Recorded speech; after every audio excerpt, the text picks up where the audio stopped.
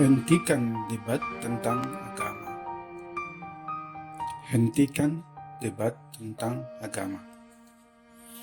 Agama itu bukan untuk diperdebatkan, tapi untuk diimani.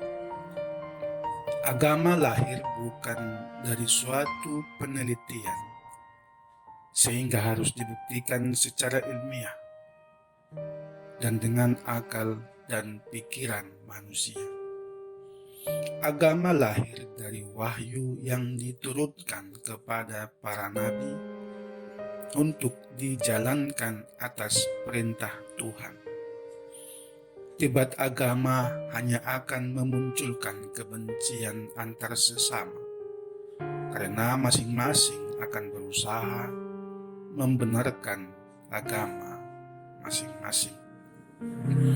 Debat tidak akan merubah ajaran agama tertentu. Siapapun pemenang debat tidak akan bisa merubah suatu ajaran agama.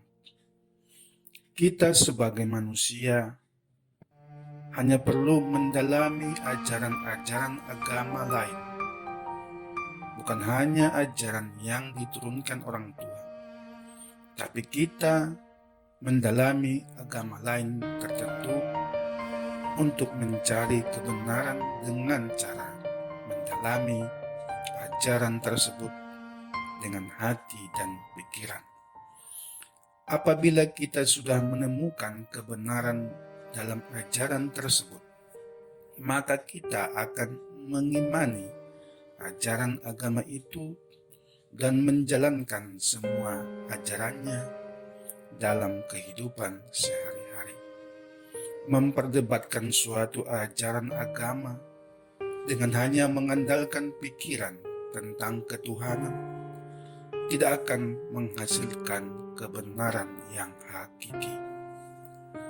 Misteri tentang Tuhan tidak akan mampu diselidiki hanya dengan pikiran manusia yang terbatas.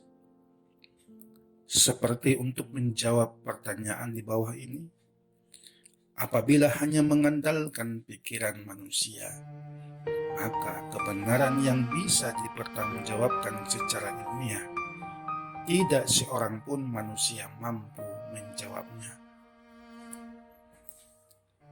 Pertanyaan nomor 1. Apakah Tuhan itu ada? Kalau ada, coba buktikan hingga bisa diterima akal manusia. Nomor 2, apakah kitab suci itu benar-benar diberikan Allah kepada manusia seperti kitab Taurat kepada Musa, Injil kepada Yesus, dan Al-Quran kepada Muhammad? Kalau iya, coba buktikan secara ilmiah agar bisa diterima akal dan pikiran semua manusia. Pertanyaan nomor 3. Apakah surga dan neraka itu ada? Coba buktikan. Pertanyaan nomor 4. Apakah iblis itu ada? Coba buktikan hingga bisa diterima akal manusia. Pertanyaan di atas yang sering diperdebatkan oleh manusia. Hasil perdebatan hanya akan membuat ada yang merasa menang dan ada yang merasa kalah. Karena tidak bisa menjawab pertanyaan yang membuat segawan debat puas, atau mereka sama-sama merasa menang. Debat biasanya akan dimenangkan oleh orang yang jago debat, jago menjabarkan ayat-ayat kitab suci, atau memang dia pintar di bidangnya. Jika ada yang merasa menang atau ada yang merasa kalah, itu hanya masalah kehebatan orang dalam berdebat, keahlian dalam menafsirkan ayat-ayat kitab suci, dan penguasaan panggung debat. Tapi hasil debat tidak akan merubah ajaran agama tertentu. Semua ajaran agama di muka bumi ini tidak satupun bisa dibenarkan secara ilmiah untuk bisa diterima oleh akal dan logika seluruh manusia. Mencari kebenaran ajaran akan ketuhanan atau keilahian tidak bisa hanya mengandalkan kepintaran manusia atau kehebatan manusia. Karena di setiap agama juga dianut oleh orang-orang pintar, cerdas, kaya raya. Seperti orang Islam, ada orang kaya, pintar, jenius, cerdas. Orang Kristen dan orang Yahudi juga ada yang jenius, ada yang pintar, ada yang cerdas, dan ada yang kaya. Orang ateis atau orang komunis pun ada orang pintar, ada yang jenius, kaya raya, dan cerdas. Bahkan orang Kristen dan orang Yahudi lebih banyak orang-orang pintar dan kaya raya. Ini membuktikan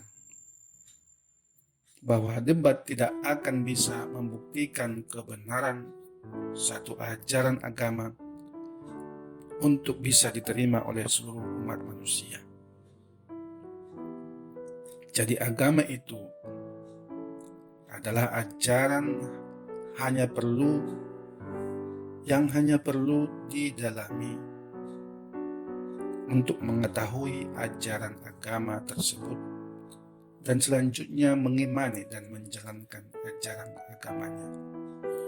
Jadi jangan karena kepintaran seseorang dalam debat akan mempengaruhi iman, tapi carilah kebenaran itu dengan mendalami ajaran agama tertentu, dengan diawali dengan berdoa. Berdoa akan membuka hubungan komunikasi kita dengan Tuhan dan menuntun kita untuk mendapatkan kebenaran ilahi. Saya salut dengan umat Katolik yang menolak berdebat tentang agama, tapi terbuka untuk menjelaskan jika diminta. Bukalah hati dan pikiranmu dan berdoalah. Biarlah Tuhan sendirilah yang memberi petunjuk akan kebenaran itu. Terima kasih. Tuhan memberkati.